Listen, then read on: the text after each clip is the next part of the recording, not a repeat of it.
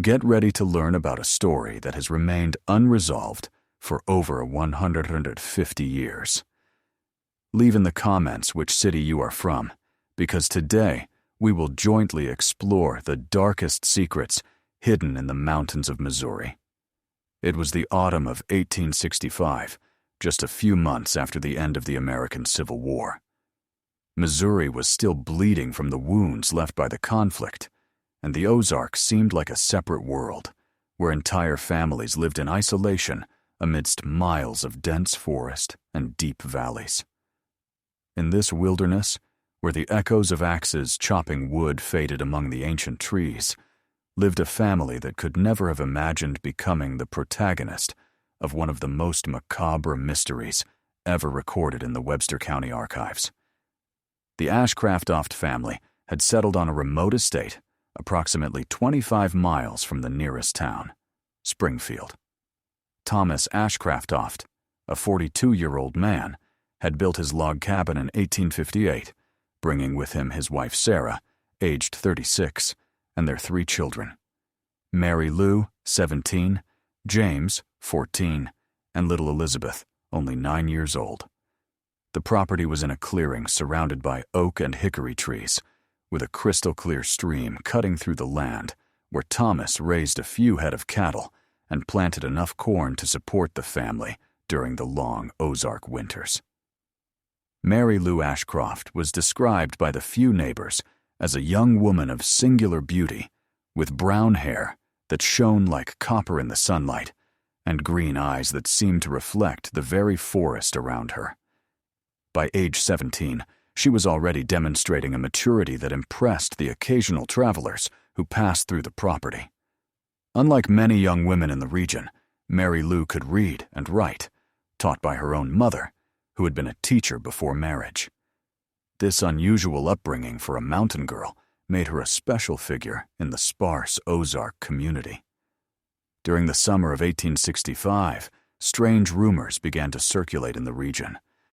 Travelers reported sightings of mysterious lights in the woods near the Ashcroft estate, always between midnight and the early hours of the morning. Some spoke of chants echoing through the valleys, female voices that seemed to call out to someone in an unidentifiable language. The most superstitious whispered about ancient indigenous legends, stories of spirits inhabiting the limestone caves scattered throughout the region. Thomas Ashcroft, a pragmatic and hard-working man, dismissed these stories as fantasies of idle minds. He had more concrete problems. The corn harvest was delayed due to excessive rainfall, and winter was fast approaching. Sarah, for her part, couldn't hide a growing unease. She had noticed subtle changes in Mary Lou's behavior during the final weeks of summer. Her daughter, always cheerful and talkative, had become introspective, spending long hours walking alone in the forest. It was on one of these solitary walks that Mary Lou made a discovery that would forever change the Ashcroft family's fate. On a September afternoon, while gathering nuts near the creek, she found something buried shallowly under a pile of damp leaves. It was a silver medallion, adorned with symbols she had never seen before. The object looked very old, with oxidation marks suggesting decades, perhaps centuries, buried in that earth. Mary Lou carefully cleaned the locket and found it opened, revealing inside a miniature of a young woman with delicate features and a melancholy smile. When Mary Lou showed her discovery to her parents, Sarah's reaction was immediate and visceral. The woman turned pale as if she had seen a ghost. Her hands trembled as she held the locket, and she muttered incomprehensible words in a low voice. Thomas watched his wife with growing concern. He had never seen Sarah react so intensely to any object. When questioned about her reaction, Sarah just shook her head and said the medallion must be returned to its finding place immediately. However, Mary Lou was strangely drawn to the object. For the next few nights, she kept it hidden under her pillow, studying the engraved symbols by candlelight. There was something familiar about those drawings, as if she knew them from old dreams. The symbols seemed to tell a story, a silent narrative she slowly began to decipher, word by word, image by image. Nights in the Ozarks became different after the Locket's discovery.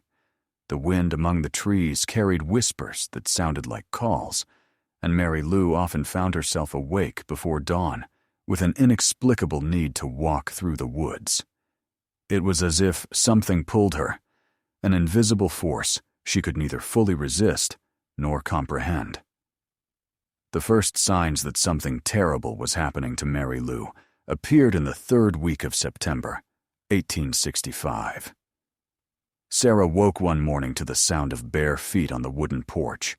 Approaching the window, she saw her daughter's silhouette walking towards the forest, wearing only a white nightgown, her loose hair dancing in the cold dawn wind.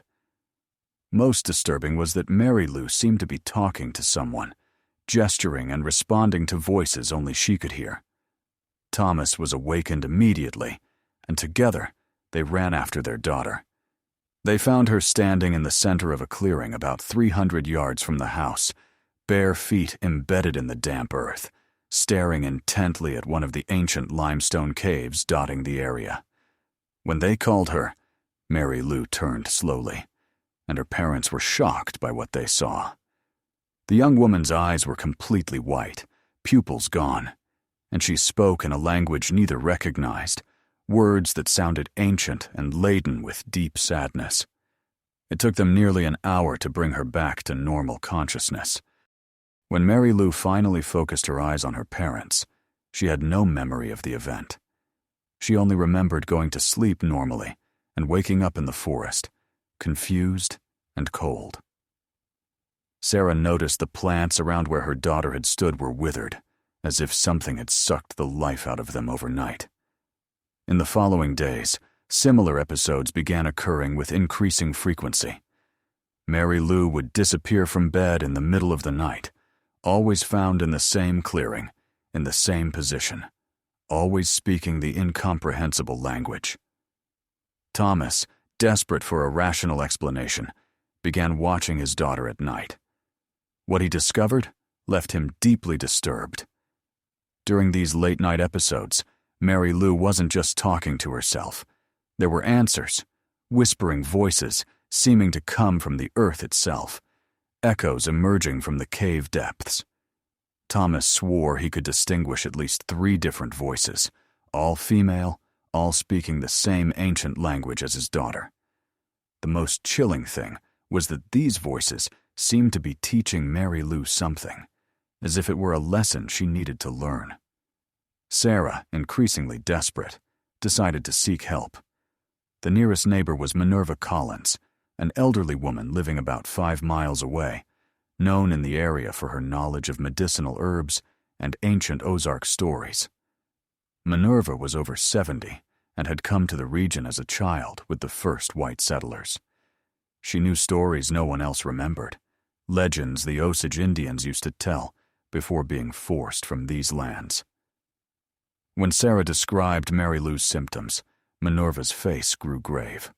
The old woman asked to see the locket the girl had found, and when Sarah brought it, Minerva recoiled as if bitten by a snake. She recognized the symbols engraved on the silver. They were ancient marks, much older than anything the white settlers had brought. These marks belonged to the first inhabitants of these lands, women who had mysteriously vanished decades before the first European explorers arrived. Minerva told Sarah a story she had heard from her grandfather, who in turn heard it from a fur trader speaking the Osage language. Long before the whites came, there had been a community of women living in these caves. They were healers, guardians of ancient knowledge about plants, stars, and natural forces most people couldn't comprehend. But something went wrong. One by one, these women began disappearing, always during new moon nights. The last traces of them were found scattered throughout the forest. Clothes, tools, jewelry like the locket Mary Lou had discovered. Minerva's story explained the symbols on the medallion. They weren't just decorative, but formed a kind of map pointing to specific locations in the caves where these ancient women had hidden their most sacred knowledge. The locket was a key, an object granting access to these buried secrets. But Minerva warned this knowledge came with a terrible price. Anyone daring to seek the secrets of the missing women risked sharing their fate. Sarah returned home heavy-hearted, but determined to save her daughter. She hid the locket in a locked chest in the attic, hoping distance from the object would break the strange bond Mary Lou had developed with it. For a few nights, the strategy seemed to work. Mary Lou slept peacefully without sleepwalking episodes or conversations with invisible voices. But the calm lasted only a week. In the early hours of October 1st, 1865, Thomas awoke to the sound of splintering wood. He rushed to the attic to find the trunk open, the lock torn off with seemingly superhuman force. The locket was gone, and Mary Lou was not in her bed. This time, when they found her in the clearing, she was clutching the object to her chest, smiling in a way they had never seen before. It was a smile not belonging to their daughter, but to someone much older and infinitely more dangerous. The smile Mary Lou wore that early October morning was just the beginning of a transformation that plunged her family into complete despair. Over the next few days, the 17-year-old seemed to become a completely different person. Her voice changed, taking on a deeper, more measured tone, as if each word was carefully weighed before spoken. She began demonstrating knowledge she had never learned, talking about medicinal plants with a precision that would impress even Minerva Collins. Thomas watched in growing horror as his daughter identified rare herbs on her walks, explaining their healing properties with impossible detail for someone her age and experience. Mary Lou knew where to find roots that bloomed only every 7 years, knew the exact harvest times to maximize each plant's potency, and spoke of ingredient combinations that could cure diseases or, in different proportions, cause much darker effects. Most disturbingly, Mary Lou had begun receiving visitors, not human, but presences only she could see, with whom she held long conversations. Sarah often found her sitting on the porch, gesturing animatedly and answering questions no one else could hear. When asked about these conversations, Mary Lou explained she was learning from the ancient guardians, women who had lived in these lands long before any white family settled. It was during one such one-sided conversation that Mary Lou made an announcement that chilled her parents' blood. She declared she had been chosen to continue the work of the ancient guardians, that her discovery of the medallion was no accident, but part of a plan decades in the making. The voices had revealed she possessed a rare gift, an ability to serve as a bridge between the world of the living and the secrets buried with the missing women. Thomas, a man of Protestant faith, tried to convince his daughter these voices were diabolical temptations, that she should resist these evil influences and return to Christian teachings.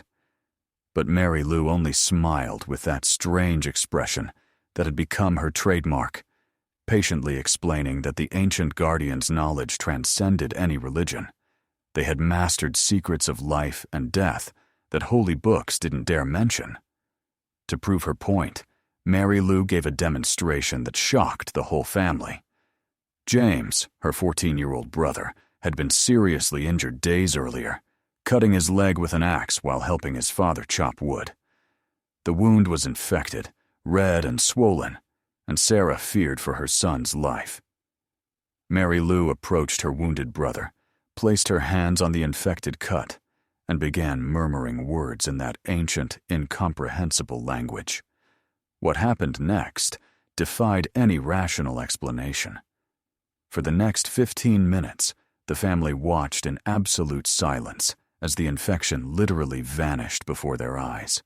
The redness faded, the swelling reduced, and the wound itself began closing with impossible speed.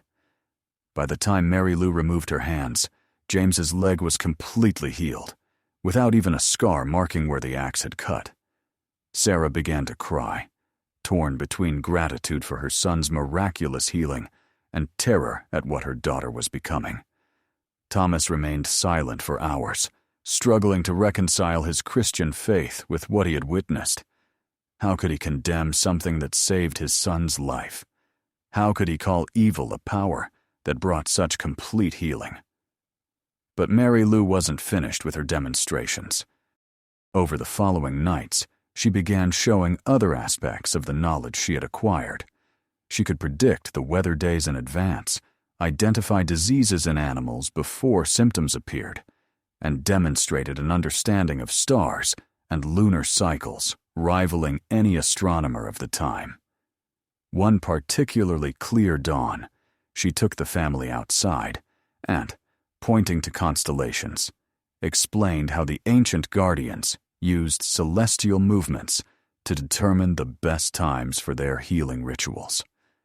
It was then that Mary Lou revealed the true purpose of her transformation. The ancient guardians hadn't simply disappeared. They had been killed out of fear and ignorance. The region's first settlers, terrified by the powers these women possessed, had organized a systematic hunt, eliminating them one by one until only their spirits remained, imprisoned in the caves where they had hidden their most precious knowledge. Mary Lou explained these spirits had waited patiently for decades until someone worthy found the locket and proved capable of carrying their teachings forward. She had been chosen not only for her ability to learn, but for her courage to accept responsibilities most would deem too dangerous. Thomas asked his daughter what this responsibility precisely entailed, and Mary Lou's answer made the night air feel even colder. She said she needed to complete the work the ancient guardians had begun. Gather all the knowledge scattered throughout the different caves in the region and preserve it for future generations. But to do so, she must embark on a perilous journey into the depths of the caves, where the guardian's spirits awaited her arrival. The Ashcroft family spent the rest of the night in vigil, instinctively knowing their daughter was about to set on a path from which there might be no return.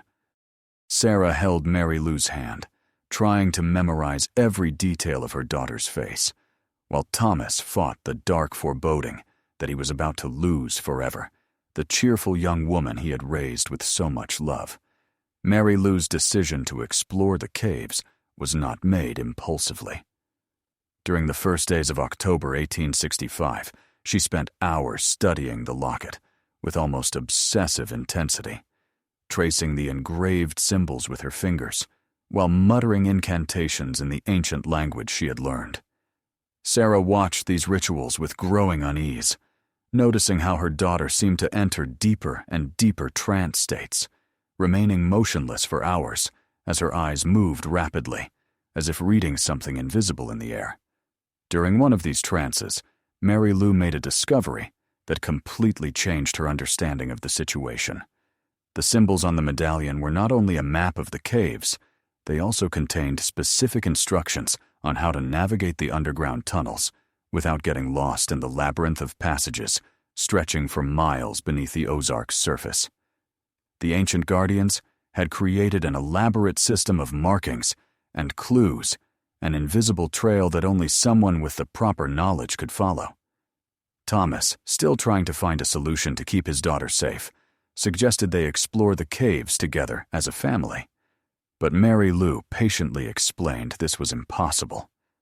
The spirits of the ancient guardians were extremely cautious after decades of persecution and death. They would only reveal themselves to someone who demonstrated complete confidence in their teachings, someone willing to make the journey alone, guided only by faith in the knowledge imparted through the medallion. On the morning of October 15th, Mary Lou announced the time had come for her descent into the caves. She had spent the previous night in deep meditation, communicating with the guiding spirits, and had received detailed instructions on what she should do. The young woman explained the journey would take 3 days and 3 nights, during which she could have no contact with the outside world.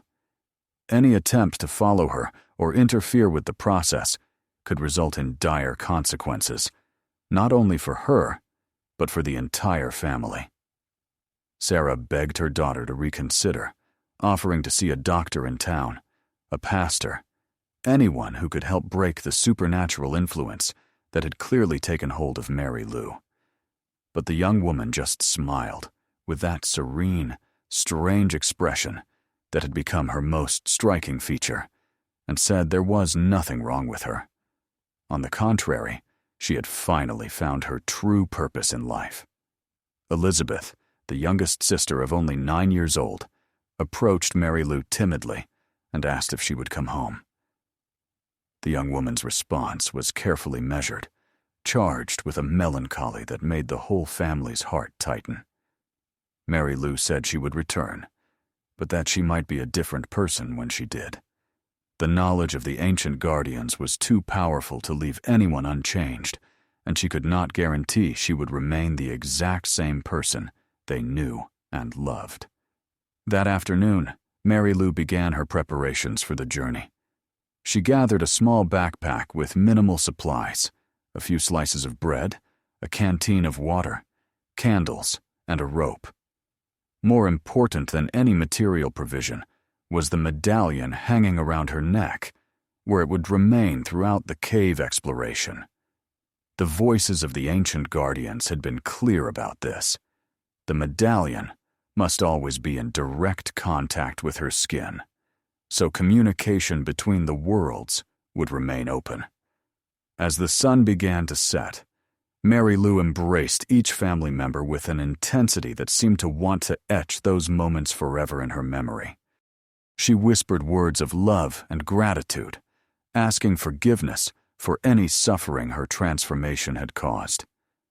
Thomas held his daughter in his arms and felt as if he were saying goodbye to someone leaving for a war from which they might not return.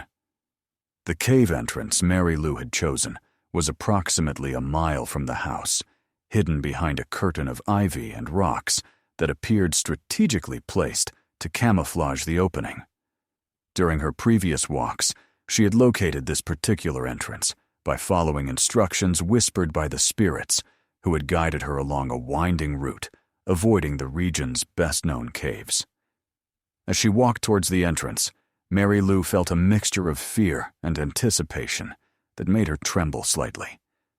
The voices in her mind had become clearer and more urgent, as if the spirits of the ancient guardians were eager to finally share the secrets they had kept for so long. She could feel their presence intensifying with each step, an invisible energy making the air around her vibrate with unexplored possibilities. The last thing Thomas saw of his daughter was her silhouette disappearing into the cave's darkness, the faint candlelight flickering for a few seconds before being completely lost in the earth's depths. The silence that followed was so deep it seemed to have a weight of its own, a supernatural stillness that made even the forest's nocturnal animals cease their usual calls. For the next few hours, the Ashcroft family remained awake, gathered on their home's porch, looking toward the spot where Mary Lou had disappeared. Sarah counted the hours aloud, as if marking time's passage might somehow hasten her daughter's safe return.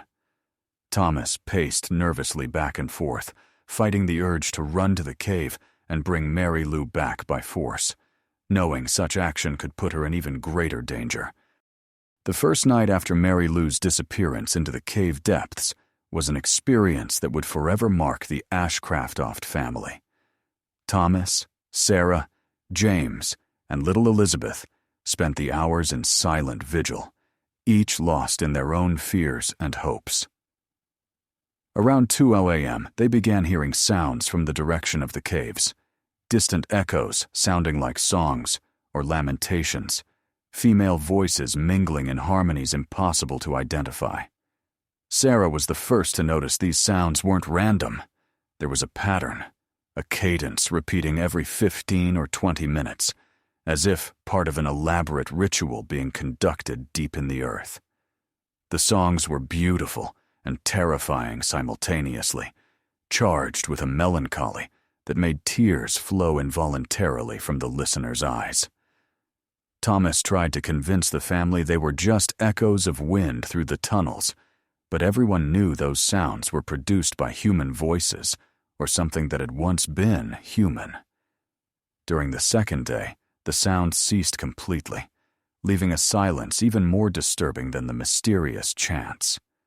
The total absence of any noise from the cave direction created a sense of emptiness, as if that part of the forest had been removed from reality.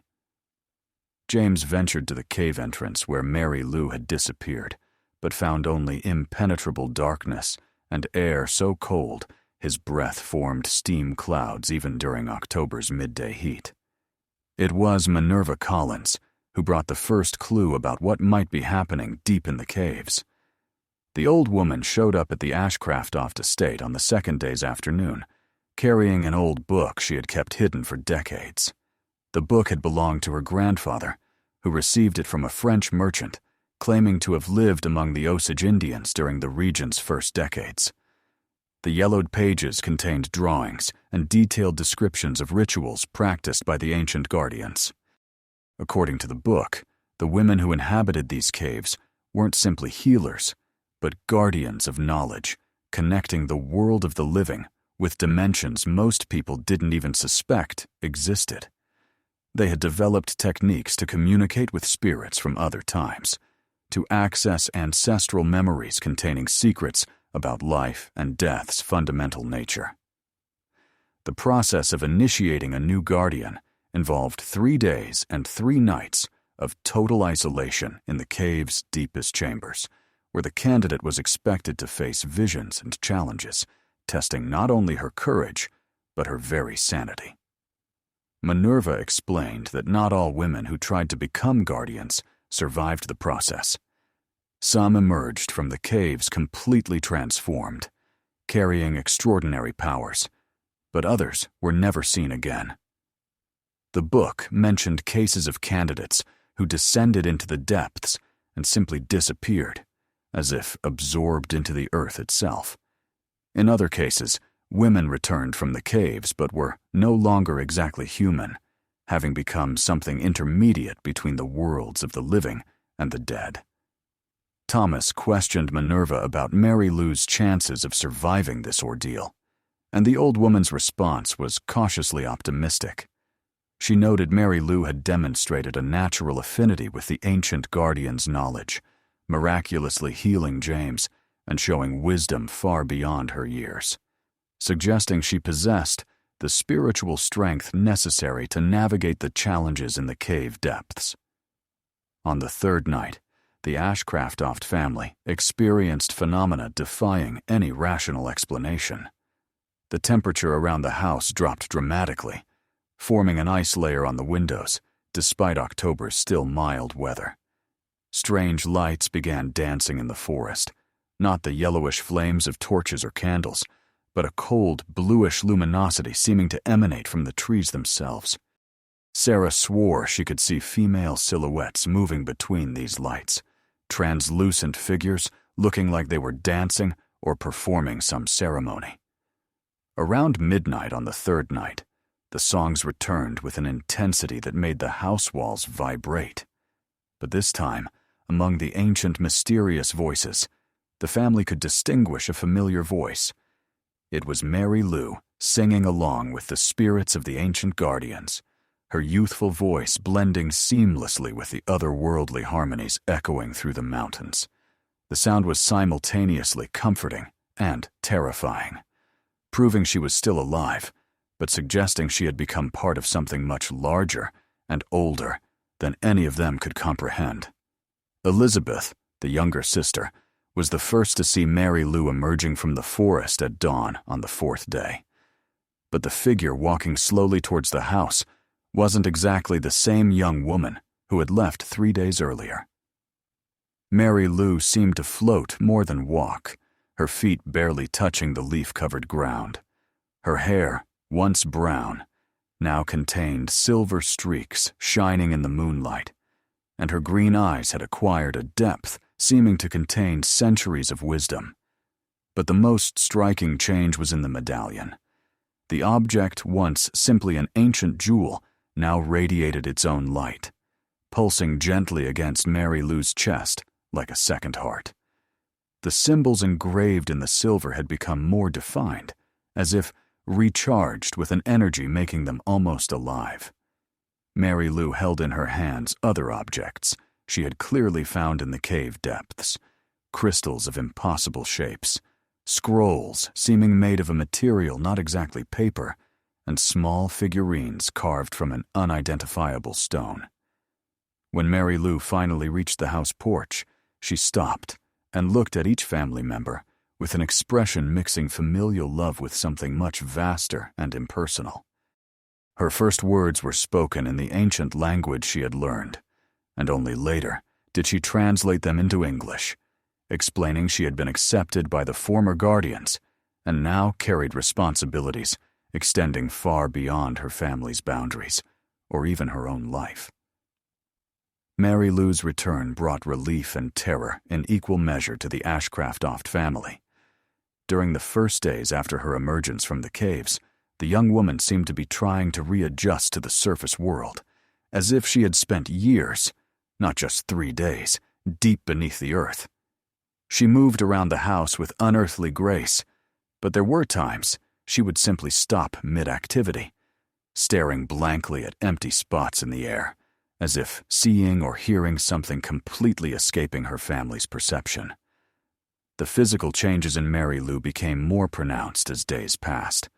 Her skin had acquired a luminous pallor, seeming to glow softly in the darkness, and her nails grew with impossible speed, forcing her to cut them daily. Even more disturbing was she no longer seemed to feel cold or heat the same way, walking barefoot through morning frost without discomfort, while wearing light clothing even during October's freezing nights. Sarah noticed Mary Lou had developed peculiar eating habits. She rarely touched the family's common food, preferring to spend hours in the woods collecting roots, wild fruits, and herbs she prepared elaborately. Some of these plants Sarah was sure were poisonous for human consumption, but Mary Lou consumed them without adverse effects. When asked about this strange diet, the young woman explained the ancient guardians had taught her how to extract nutrition from sources most people would consider dangerous. During these first weeks of readaptation, Mary Lou began organizing the objects she had brought from the caves. She transformed a small abandoned barn into a kind of laboratory, arranging the crystals, scrolls, and figurines according to criteria only she understood. Thomas watched these arrangements with fascination and unease, noting the objects seemed to radiate a subtle energy, making his skin tingle when he got too close. The scrolls Mary Lou had brought back proved particularly intriguing. They contained writings in multiple languages, some she recognized as variations of the ancient language she spoke, but others were completely incomprehensible even to her.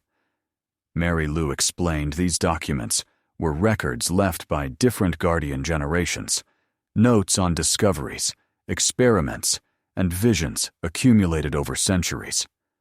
Fully deciphering these scrolls would be the work of a lifetime.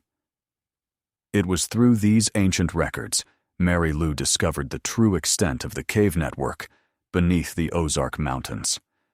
The underground system stretched for hundreds of miles, connecting locations as far as Arkansas and Oklahoma.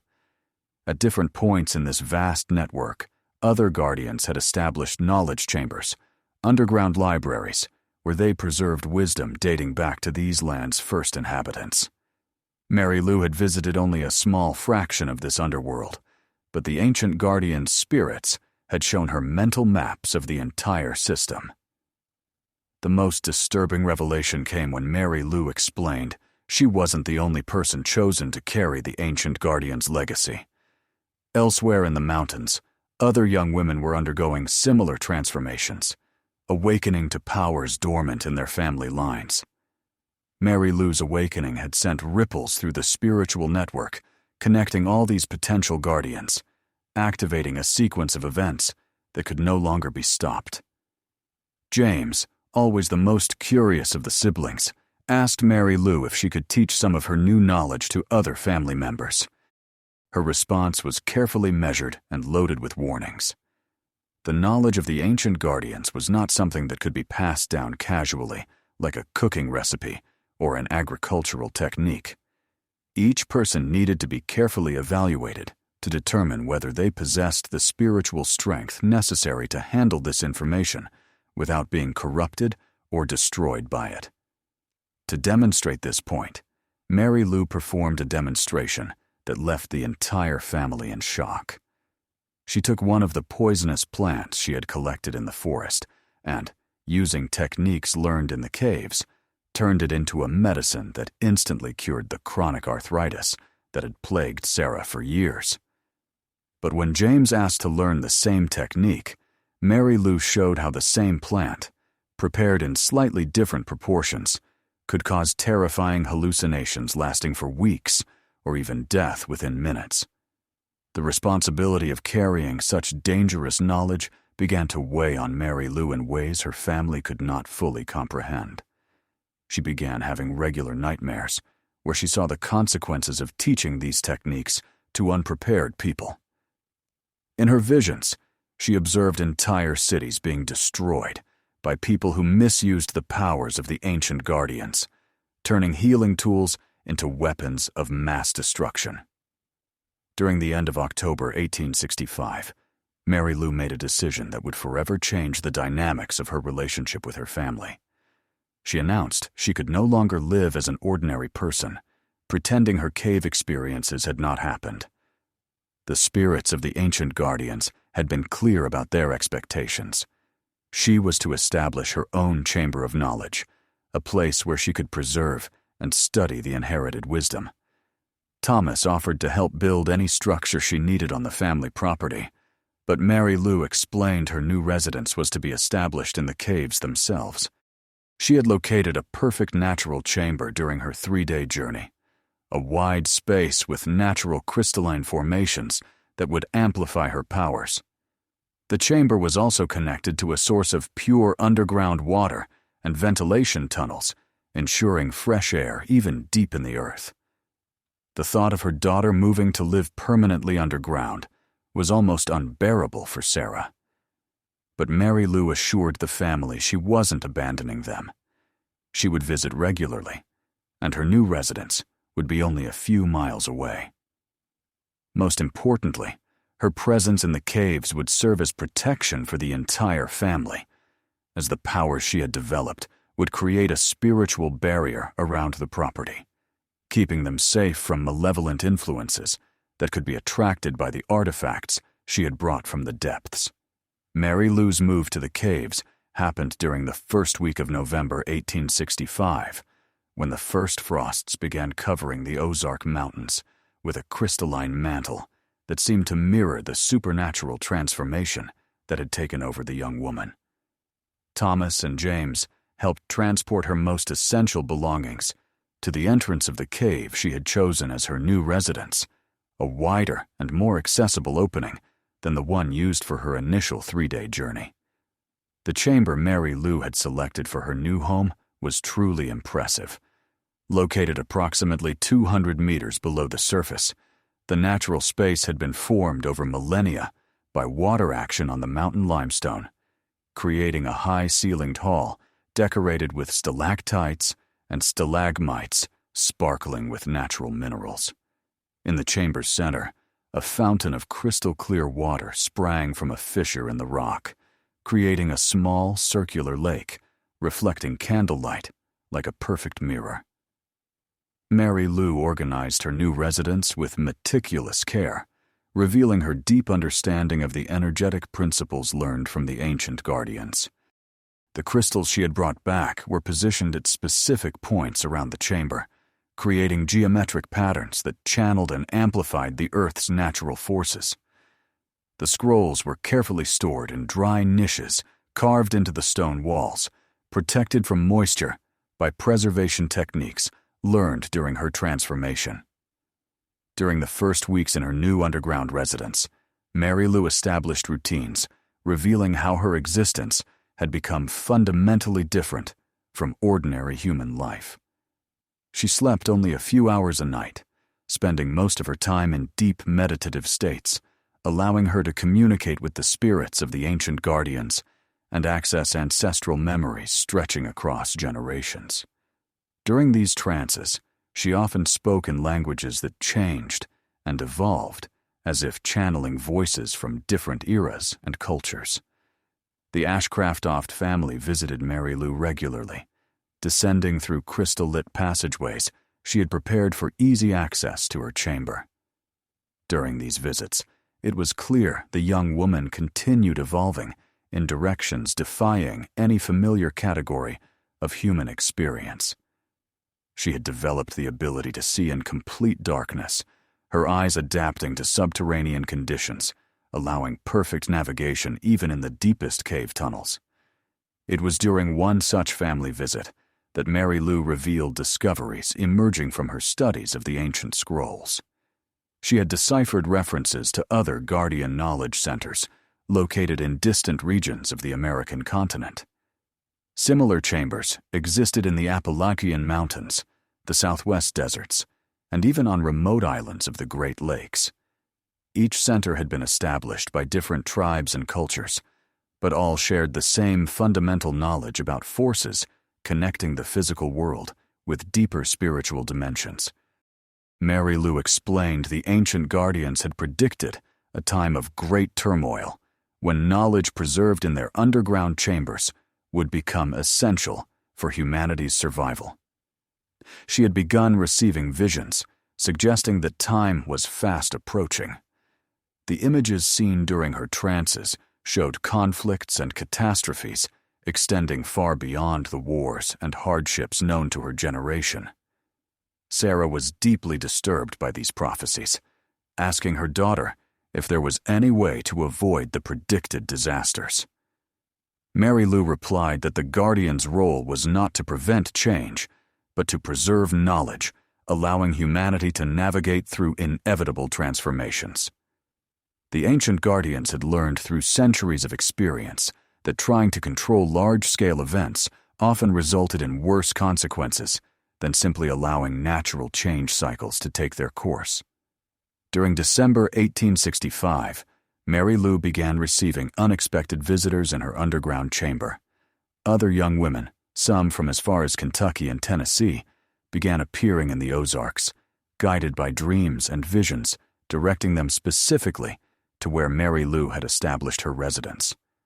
These young women, all aged 15 to 20, recounted experiences similar to Mary Lou's, discoveries of ancient objects, communications with spiritual voices, and gradual transformations alienating them from their original families and communities. Thomas watched these arrivals with growing alarm. The family property had become a rallying point for phenomena he could not comprehend or control. The arriving young women were polite and respectful, but something in their eyes reminded him of Mary Lou's transformation, a depth and intensity suggesting knowledge too dangerous for normal human minds. Mary Lou welcomed each new visitor with understanding, transcending rational explanations. She could instantly assess each young woman's spiritual development level, determining who was prepared to learn the most advanced knowledge and who needed more time to develop necessary strength. Some visitors stayed only a few days before returning home, carrying only basic knowledge fragments, helping their own transformation journeys. Others, however, showed potential to become full guardians, and Mary Lou began guiding them through the same initiation processes she had experienced. These young women descended into the deepest cave chambers, undergoing their own isolation and transformation periods. Not all survived unchanged. Some emerged with extraordinary powers, but others returned marked by experiences leaving them permanently changed in ways their families found difficult to accept. The growing community of guardians in training created complex dynamics deeply concerning the Ashcroft family. Sarah began wondering if her daughter had become the leader of a kind of cult, a concern intensifying as she observed the quasi-religious devotion other young women showed toward Mary Lou.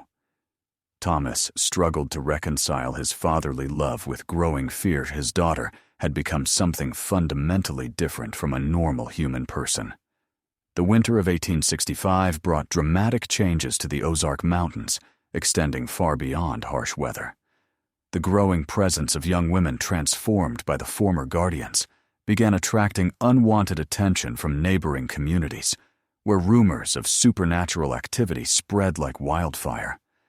In Springfield, the nearest town, merchants and farmers began exchanging stories about strange mountain lights, nighttime songs echoing through valleys, and young people disappearing from homes only to return weeks later, completely transformed. Reverend Cornelius Whitmore, pastor of Springfield Baptist Church, was the first religious leader to publicly express concerns about mountain events. During Sunday sermons, he began warning his congregation about dangers of allowing pagan practices to take hold.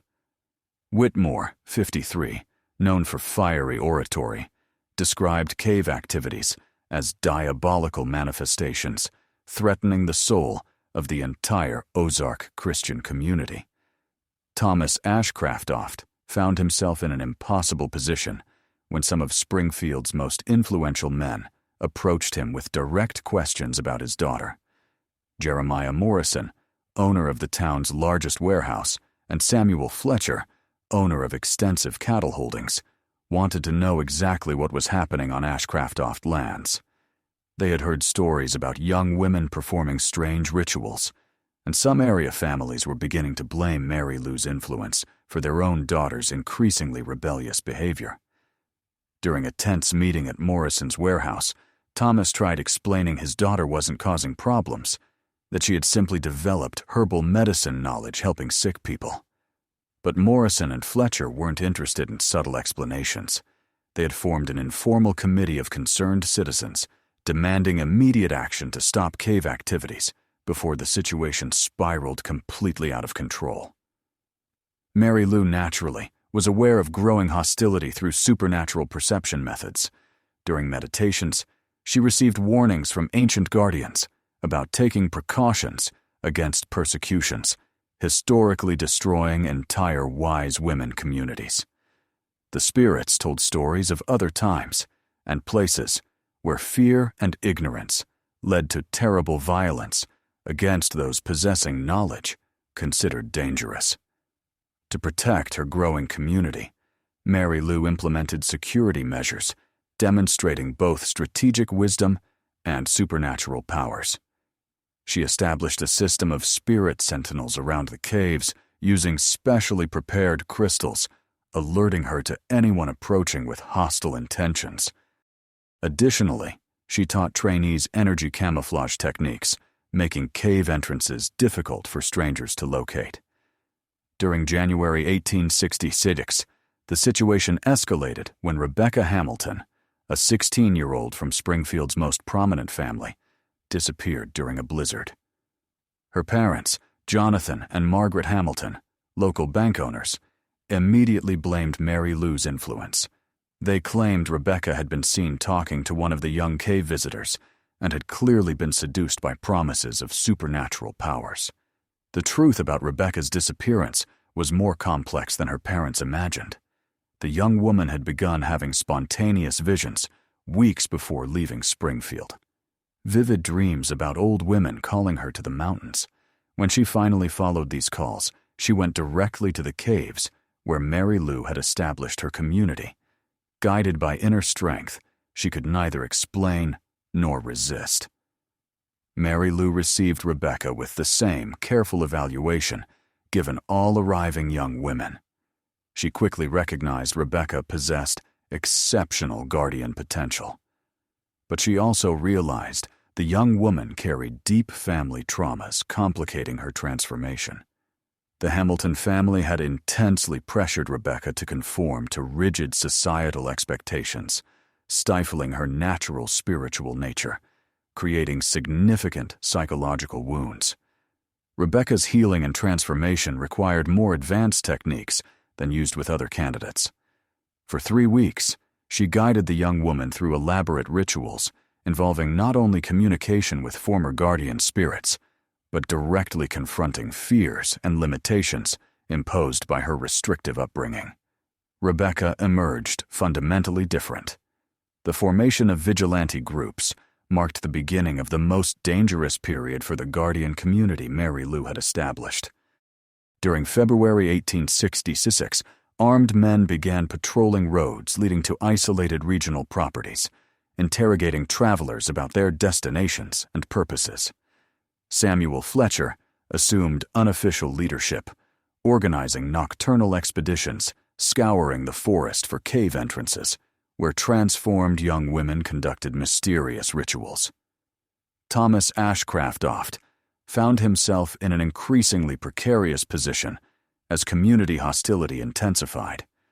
Neighbors, friends for decades, now treated him with suspicion and coldness, openly questioning why he allowed his property as a base for activities considered dangerous. During a particularly tense warehouse visit, Thomas was confronted by over 20 men, demanding he immediately expel Mary Lou and her followers from his land. The pressure on the Ashcroft family intensified when County Sheriff Ezekiel Barnes showed up at their property with a search warrant issued by the local judge. Barnes, a 45-year-old man known for his reluctance to get involved in communal disputes, explained to Thomas he had received multiple complaints about illegal activities in the caves. Although personally skeptical about witchcraft accusations, he was legally obligated to investigate allegations that young girls were being held against their will in dangerous conditions. Mary Lou noticed the authorities' approach long before they arrived, alerted by her supernatural surveillance methods. She had spent weeks preparing her community for this eventuality, teaching the young guardians concealment techniques, making cave navigation difficult for strangers. When Sheriff Barnes and his deputies finally located a main entrance, they found only seemingly abandoned chambers with no signs of recent habitation. The authorities' fruitless search only added to vigilante frustration, who interpreted the lack of evidence as proof of genuine supernatural powers. Samuel Fletcher argued conventional law enforcement was inadequate for threats transcending natural laws, and began organizing more aggressive expeditions, not relying on official authorization. During March 1866, the situation degenerated into open violence when a vigilante group led by Fletcher attacked a young woman named Catherine Morrison, the warehouse owner's niece, seen walking towards the mountains early in the morning. Catherine had begun experiencing visions similar to other local young women and was following inner impulses directing her to the caves where Mary Lou could help her understand her supernatural experiences. The attack on Catherine was brutal and systematic. The vigilantes surrounded her in a clearing halfway between Springfield and the caves, accusing her of diabolical influence and demanding she reveal Mary Lou's hideout's exact locations. When Catherine refused to provide information, honestly claiming she didn't know how to find the secret cave entrances, the men resorted to physical violence, hoping to force her to confess participation in rituals they imagined satanic. Mary Lou felt Catherine's suffering instantly through the spiritual connection she had established with all local young women showing guardian potential.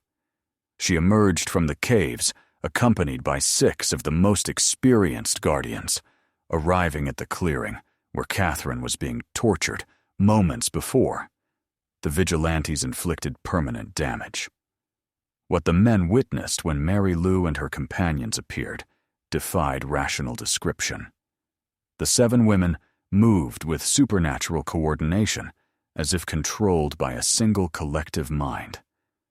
Their eyes shone with inner light reflecting the stars themselves, and they spoke in unison in an ancient language, making the surrounding air vibrate with palpable energy. Samuel Fletcher and his men, war veterans accustomed to violence, found themselves paralyzed by primal fear, transcending anything experienced on battlefields. Mary Lou approached Catherine with movements seeming to float more than walk. When she touched the young woman's wounds, the injuries caused by the vigilantes began healing visually. Broken bones recomposed, cuts closed, and bruises disappeared as if never existing. The healing power demonstration was so complete and instantaneous that even the most skeptical watchers couldn't deny they were witnessing something transcending known natural laws. But Mary Lou didn't just heal Catherine. She turned to Samuel Fletcher and his companions, and as she spoke, her voice carried echoes of all ancient guardians persecuted and killed over centuries. She told them the fear and ignorance motivating their actions were the same ones that had destroyed countless wise women communities, and the time had come to choose between repeating past mistakes or learning to coexist with knowledge transcending their limited understanding. Fletcher's response revealed the mindset driving the persecution from the beginning. He declared he would rather completely destroy any supernatural influence in the region than live with constant fear his daughters and wives might be corrupted by powers no man could control. His statement exposed the real motivation behind communal hostility, male terror of losing authority over their families' women to influences they could neither comprehend nor master. Mary Lou listened to Fletcher's words with sadness, seeming to carry the weight of centuries of similar conflicts. She explained the ancient guardians had never sought to control or corrupt anyone, their only goal being to preserve knowledge benefiting all humanity. But she also recognized Fletcher's fear was genuine, the product of cultural limitations that couldn't be overcome through rational arguments or goodwill displays. The clearing confrontation marked a point of no return in Mary Lou's relationship with the Springfield community. During days following Catherine Morrison's dramatic rescue, reports of the supernatural power demonstrated by the Guardians spread throughout the region like wildfire. Samuel Fletcher and his men, deeply shaken by what they witnessed, returned to town with stories ranging from terrifying to impossible, depending on each narrator's courage to admit what really happened that night. Reverend Whitmore interpreted these events as confirmation of his worst suspicions about the diabolical nature of mountain activities. During sermons, he described Mary Lou as a Satan's servant who had sold her soul for powers used to corrupt innocent youth and defy the natural order established by God. He called on his congregation to organize a holy crusade to purge Ozark evil before its influence spread to other Missouri regions and beyond. Thomas Ashcroft watched these developments with growing desperation, threatening to completely consume his sanity. He loved his daughter with intensity transcending any fear about her supernatural transformation. But he also understood the situation had evolved beyond any peaceful resolution possibility. During long, sleepless nights, he contemplated the terrible possibility his family would be forced to abandon the property, built with so much sacrifice over 8 years. Sarah faced her own inner demons, struggling to reconcile motherly love with growing evidence Mary Lou had become something fundamentally different from a normal human daughter. During cave visits, she watched Mary Lou interact with other guardians with authority and wisdom, seeming to completely transcend her age of only 18. There were times Sarah looked into her daughter's eyes and saw depth seeming to contain memories of lives extending far beyond individual human existence limits. Mary Lou, for her part, was painfully aware of the suffering her transformation had caused her family. During deepest meditations, she received guidance from ancient guardians about needing to make decisions, protecting both her growing community and loved ones. The spirits showed her visions of possible futures, where community hostility escalated into genocidal violence, resulting in destruction of not only the guardians, but anyone associated with them. During April 1866, Mary Lou made a decision forever changing Ozark events' course. She called a meeting with all guardians under her guidance, including Rebecca Hamilton and Catherine Morrison, to discuss a plan whispered in her ears by former guardian spirits during weeks of intense contemplation. The plan involved temporarily abandoning the Ozark caves and migrating the community to more remote locations where they could continue their work without threatening the families left behind. Mary Lou's proposal met mixed reactions from other guardians. Some, especially those suffering total family rejection, saw migration as an opportunity to start a new life, free from limitations imposed by communities never able to accept their transformation. Others, however, were reluctant to let go of family connections they still valued, even when relationships had become strained and complicated. Rebecca Hamilton was especially vocal opposing the migration plan. Despite her radical transformation and parental hostility, she still harbored hopes she could eventually reconcile her new nature with her previous Springfield life. She argued fleeing persecution would only confirm community suspicions about her activity's evil nature, while staying and demonstrating her power's beneficial aspects could gradually gain acceptance. Mary Lou listened to all arguments with characteristic patience, but her decision had already been made, based on knowledge transcending any individual's limited perspectives. The ancient guardians had faced similar situations over centuries, and their collective experience consistently demonstrated that trying to force acceptance from hostile communities invariably resulted in tragedy. Accumulated wisdom from generations of persecuted women pointed to one conclusion: survival depended on the ability to recognize when strategic retreat was preferable to direct confrontation. During April's final weeks, Mary Lou began implementing migration preparations. Even knowing the decision would cause additional family suffering, she organized careful transfer of the cave's most important artifacts, packing crystals, scrolls, and figurines into specially prepared containers, protecting their energetic integrity during long journeys. Some most experienced guardians were sent as scouts to locate suitable caves in remote Colorado and Montana regions where transformed women communities could settle without attracting unwanted attention. News of departure preparations reached Samuel Fletcher's ears through sources kept on the Ashcroft estate. Fletcher interpreted the planned migration as evidence his intimidation tactics were working, but he also feared allowing the Guardians to escape would result in their eventual return with more developed powers and more sinister intentions.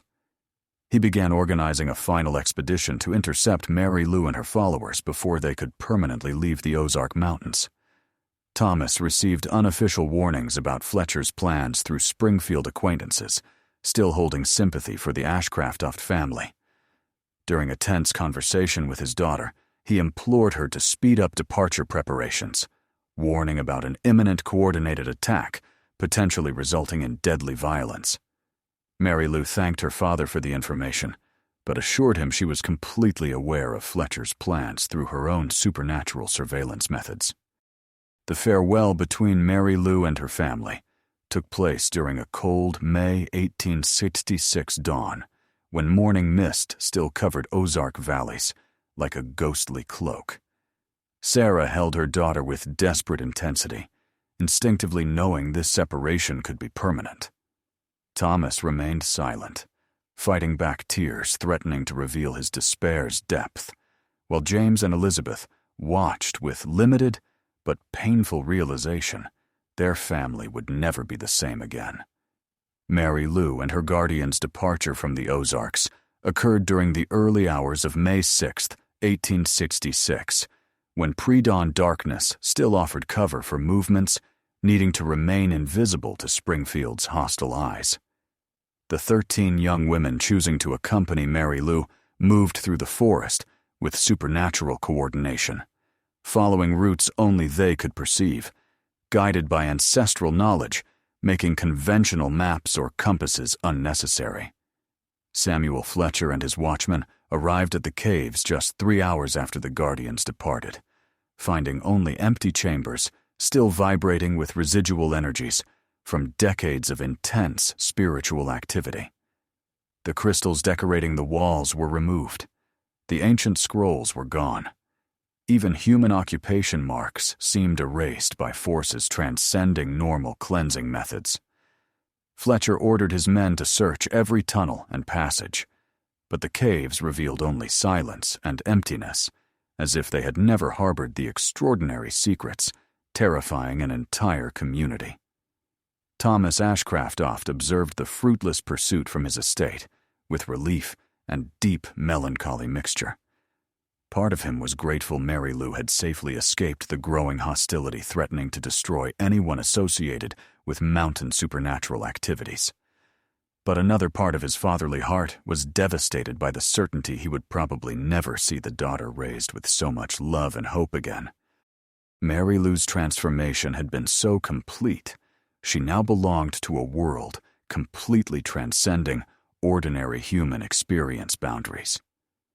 During weeks following the Guardian's departure, Springfield gradually returned to normality semblance, but the community had been permanently scarred by the extraordinary events witnessed. Families losing daughters to supernatural transformation struggled to process experiences challenging all their reality nature beliefs. Some families developed gradual understanding their daughters had been called for purposes transcending conventional social expectations, while others clung to relief, seeing disruptive influences removed from their lives. Reverend Whitmore declared the Guardian's departure a Christian faith victory over diabolical forces, but his triumphant sermons couldn't completely disguise his own unease about the genuine powers witnessed. During private prayer moments, he struggled with doubts, threatening to shake his fundamental good and evil nature understanding. The miraculous healings seen Mary Lou perform were indistinguishable from the very miracles described in Holy Scriptures, forcing him to question whether he had fought truly evil influences or simply divine power manifestations his limited theology couldn't accommodate. Rebecca Hamilton returned to her parents' home after Mary Lou's departure, but the reconciliation was only superficial. She had retained all knowledge and skills acquired during her transformation, but learned to carefully hide any supernatural power displays. For subsequent years, she would secretly use her healing abilities to help sick people in Springfield, always in subtle ways, not attracting unwanted attention. Her life became a constant exercise, balancing her transformed nature and social expectations of a community never fully accepting what she had become. Catherine Morrison faced similar challenges, but chose a different path, navigating her situation's complexities. She maintained secret correspondence with Mary Lou for years, receiving continuous guidance on developing her powers without attracting persecution. Eventually, Catherine left Springfield to marry a farmer in a distant Kansas region, establishing a low-key reputation as an herbal healer, helping rural communities more receptive to traditional natural medicine knowledge. Mary Lou and her followers established their new community in the remote Colorado mountains, where high-altitude caves offered perfect isolation to continue ancestral knowledge studies. For decades since, occasional reports have reached the Ozarks about a mysterious wise women community living in western mountains, offering healing and guidance to travelers brave enough to seek their help. These accounts were never officially confirmed, but persisted in regional folklore as stories about guardians preserving ancient wisdom in a world increasingly dominated by forces preferring to forget the magic still inhabiting America's wild places. The Ashcroft family remained on their Ozark estate for another 15 years, holding on to the land where their daughter discovered her extraordinary destiny. Thomas never spoke publicly about witnessed events, but during lonely nights he would walk to the empty caves, hoping perhaps to hear echoes of the chants once filling those tunnels with impossible harmonies. Sarah developed gradual understanding she had given birth to not just a daughter, but a knowledge keeper extending far beyond individual human life confines. James grew up carrying memories of the miraculous healing Mary Lou performed on his leg, and these memories inspired him to study medicine, eventually becoming one of the region's most respected doctors. He was never able to replicate his sister's supernatural powers, but his conventional medicine limitations understanding made him exceptionally receptive to non-traditional healing methods. Elizabeth preserved family histories through detailed diaries, eventually becoming the only reliable written documentation of the extraordinary events transforming the Ozark Mountains during the winter of 1865. Today, over 150 years later, the Ozark caves remain silent. But occasional explorers report strange discoveries in the limestone tunnel's remotest depths.